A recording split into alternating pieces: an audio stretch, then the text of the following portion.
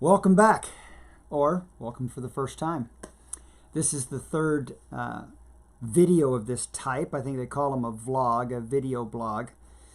What I'm endeavoring to do is that over the course of my days and weeks and conversations with friends and colleagues, if something comes to me that I think is worthy of creating a video that would fuel some of your own contemplation, or maybe you could share with others, that's what I'm endeavoring to do, is take these insights that are helpful to me and get them recorded for you and those people you care about that you might be able to share these thoughts with. So the title of this particular recording is "Nothing Affects Your Future More Than How You Think About Your Past." Now, that may stand to reason, but I think that statement it certainly benefited me to contemplate on it. The first version of this statement, a couple of years back, I was presenting out west, and I ran with a version that nothing limits your future more than how you think about your past. But then as I was presenting that over 6 months or so, it occurred to me that nothing propels your future more than how you think about your past. Both are true. The core understanding being how you think about your past affects your future. So a couple of days ago, I think I could wrap those up into one single statement. Nothing affects your future more than how you think about your past. And this is from my own experience. I had some very negative thoughts about my past. It's very common that when you go through some really tough stuff in life, there's a path of victimhood. You know, you could look to your past as a curse. That should have never happened. If it hadn't happened, I would be more capable today. But that becomes the question. Was it a curse or was it a blessing? Did it happen to you or did it happen for you? And this is where we can step in to observe our own lives more powerfully.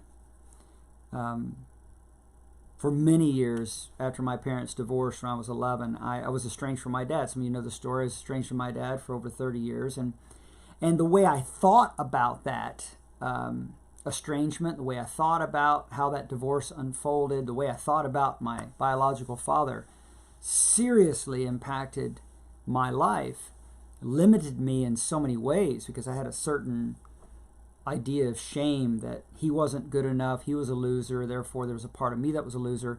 I posted a recent blog on the Y Team Weekly, yteamweekly.com, talking about why it's so important to honor your father and honor your mother, because in turn you're really honoring that which is within you. And I plan to post a video of that entire blog post. But how I thought about my past was really affecting my future. And one of the things I've shared from stage is that if you believe that anything in your past should not have happened, I'm reminded of what Wayne Dyer says about the word should. He said, don't should on yourself. So it occurred to me that if you believe anything in your past should not have happened, you've essentially got an obstruction here. You're not seeing, you haven't yet found the blessing of the challenge. And I'm telling you, I don't care how horrific it was. I mean, I care. But you can work it to good. The fact that you survived, the fact that you made it through, the fact that you can be empathetic to someone who's going through something similar. So this is just a short, quick post just to generate a bit of contemplation, to consider what in your past you might still be viewing as a negative, that you believe should not have happened, that did happen. Can you find the blessing in it? Can you find just the very fact that you survived through it? You've come to know yourself in a way that you could not have known had you not had the fire in your life. And frankly, I think the fire is there. You know, there's a saying, it's an old thought, you don't get to heaven by going around hell, you have to go through hell.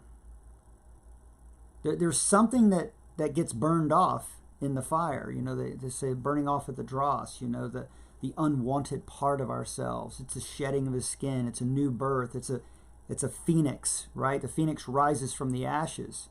No doubt you have. no matter, I mean, frankly, the more difficult the storm, the more capable you had to be to overcome it. And we can find meaning and purpose in our life when we take those experiences and share them with others to help them deal with their own adversities. Anyway, nothing affects your future more than how you think about your past. Hopefully that thought and contemplation will serve you. And if you like what you hear here, if you're not already subscribed, please share it with others. Thank you for your interest. I'll continue to try to put out thoughts and ideas that hopefully will serve you. Thank you again.